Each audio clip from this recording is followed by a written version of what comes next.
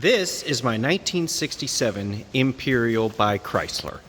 I bought this while I was on a business trip in California. I did the dangerous thing and looked on Craigslist, and it was a good price, and I absolutely fell in love with it.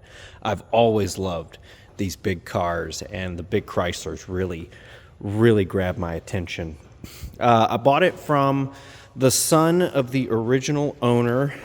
The original owner had passed away, and the son never put it in his name, so technically I'm the second owner. This is one of only 577 convertibles produced that year, so it's a really rare car.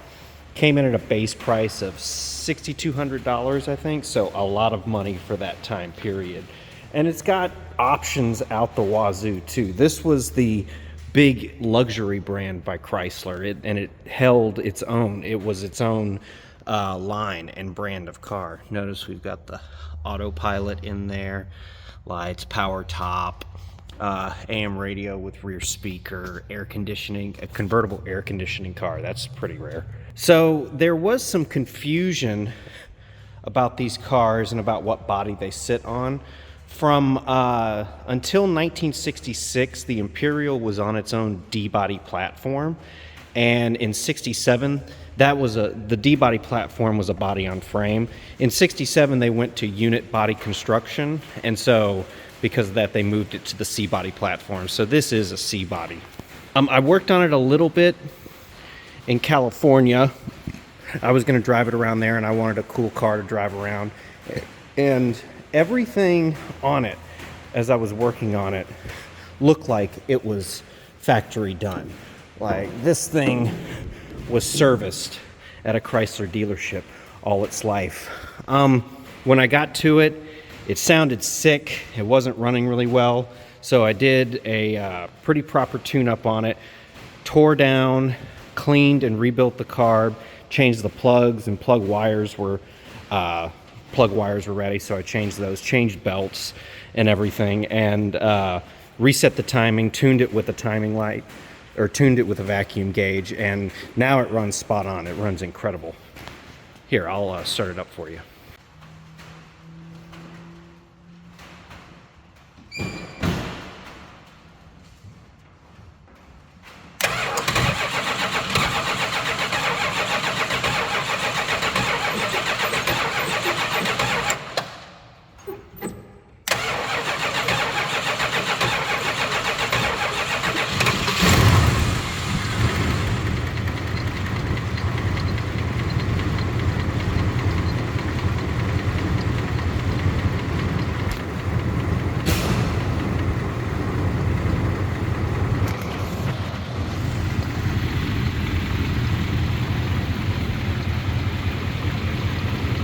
Vibrates a little bit. Might be a motor mount. I'm not sure. So it's a very complete, very original car. That's the good news. Now, here's some of the bad news. The top. The top is tattered and torn and completely disintegrated. The power top still works, which is cool, but the top will have to be replaced. I do have a replacement top for it. We'll look at getting that put on and what we have to do in the future. Because the top is so tattered and torn, I was looking around in the interior when I first got it, and there seems to be evidence of water getting into the car. You can see it all around, the rust that's formed on here, all the chrome pieces and stuff. You can see the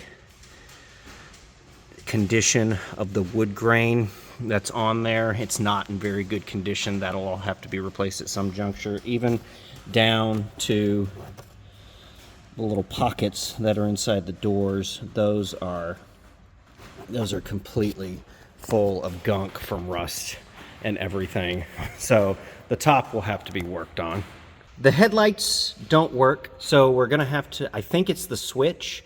So we're going to have to replace the switch in there. I have a rebuilt switch, so we'll replace it with that. And then we'll take out the old switch, have that rebuilt, and we'll have a spare. The biggest problem that's keeping this car off the road is the transmission leak. And let me see if I can get under there, if there's any transmission fluid left. Yeah, you can see it kind of pooling on there. It's coming from the front of the gasket. I think the pan's warped. I've tried many different things. I tried a new gasket. I tried helicoiling. Some of the bolt holes had stripped out on the casing that they bolt into, so I helicoiled those, and those sit tight now, but it seems like it still leaks, so or it doesn't seem like it does still leak, so the pan might be warped, and I have to try a new trans pan with that. Oh, ooh. Might have to take a closer look. The exhaust. The exhaust is the other pain point. After 57 years, this exhaust has given up the ghost. So we have a new exhaust system. It is a single exhaust. I went back with the factory original just because I wanted to keep this car as original as possible. They do make a dual exhaust setup. I may go to that in the future, but the single exhaust will do for now. Overall, this is a different kind of car owning experience for me. I'm all about hot rodding and modifying and making a car to your specifications and stuff. But this car is different. It's so nice and so original and so special that I feel like I'm a caretaker for this car until we can get it back into its proper condition, like fully restored.